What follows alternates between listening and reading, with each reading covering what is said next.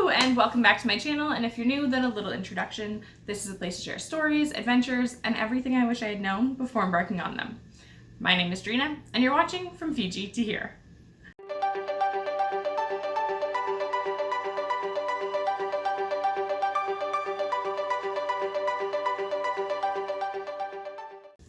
Tunisia. Wait, what? Where? Yep, that was pretty much my reaction as well when I found out about this little country that would become such a big part of my life. In fact, when I first heard of it, I didn't even know what continent it was on. So then when I found out it was in Africa, I made way too many prejudgments on what it would look like and what it would feel like and things like that. This is something that I think we find ourselves doing without even realizing it.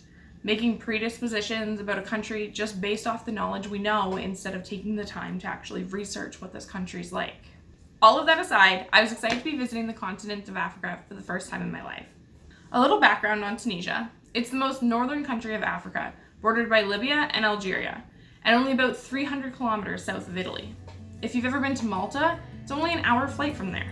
Tunisia was originally part of the Carthage and then the Roman empires, long before being colonized by the French from 1881 to 1956, when the country gained independence. It's likely that this history had great influence in the national dialect of the country, which is made up not only of Arabic, but also French and some Italian as well.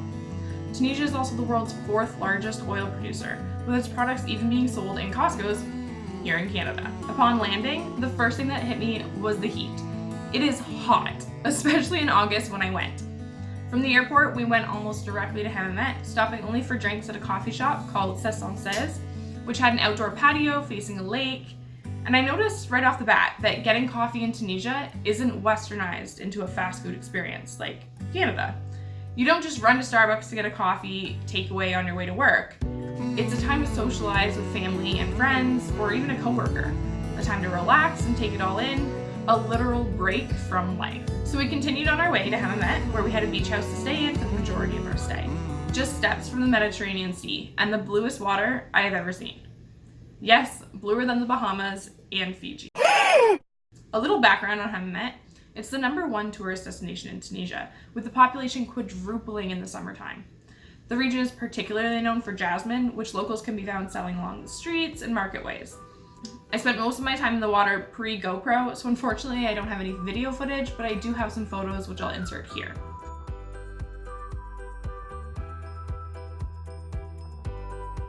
We ended up taking a couple day trips to break up our time on the beach. As you all know, I love laying on the beach, but I can get antsy. So our first trip was to Hammamet Sud and to the Port of Yasmin Hammamet, where there's a yacht club and restaurants and games for children to play. The area is built up with a lot of hotels where locals would come to frequent every summer, whose boats were at the marina.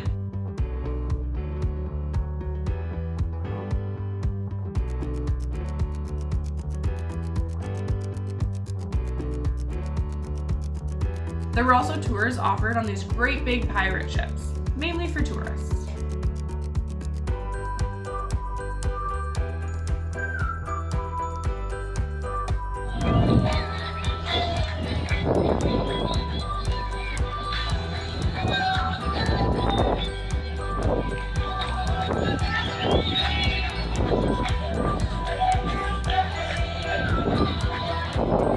On a different day, we decided to go to the souks in the Medinas of Hammamet and Emblou.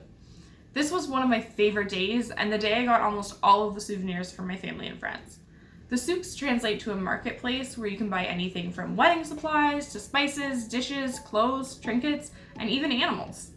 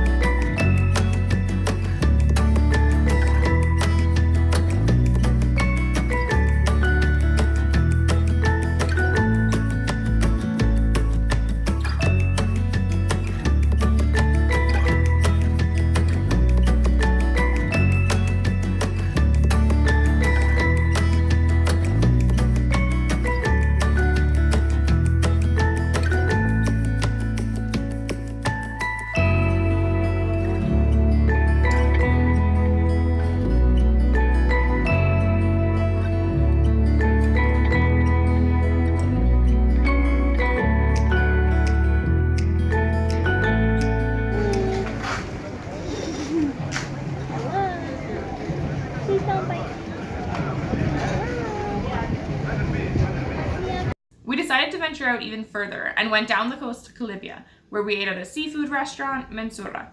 And that was right on the water. In fact, in between courses, you could make your way down the cliff and have a little swim, which we definitely took full advantage of. There's also the Calibia Fortress, which holds a stunning view over the port and opens with a barbican to a ramp that leads you to the center of it all.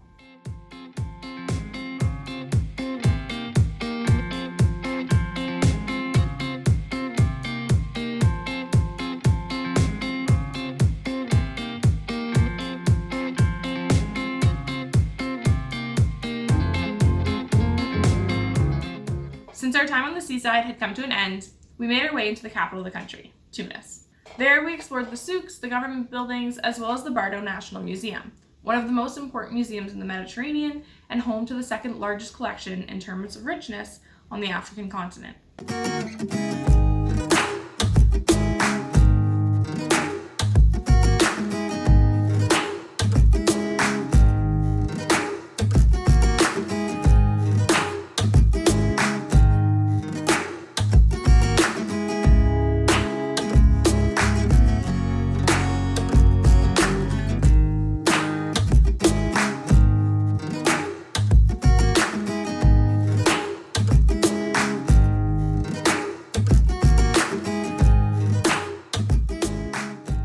To end the trip, we made the hike to Sidi Bou Said. Now, Sidi Bou Said is everything I pictured when I imagined going to Greece, so it was the farthest thing my naive self thought I would find on the continent of Africa. The blue and white architecture gives it this traditional Mediterranean feel, with the large doors tying it in together. Another one of the most popular tourist spots, it's easy to see why. Although a little uphill hike to get to the downtown area, the town is flooded with restaurants, rooftop cafes, and bars, and it comes to life at night when it lights up with the different aromas of different food, such as beloved and well-deserved after that hike, bambalunis. In fact, Sidi Bou Said is where I got this lovely art piece, right here, that might be my favorite piece ever, and which I have no regrets about, despite all the difficulties trying to get it back to Canada in my carry-on. That just about sums up my first trip to Tunisia. If you have any questions, feel free to leave them down below, as well as any videos you'd be interested in seeing. Also, if you like this video, be sure to give it a thumbs up, and hit that subscribe button to be notified of more like it, as well as to join me on future journeys. Thank you so much for watching, and I'll see you in my next destination. Bye guys!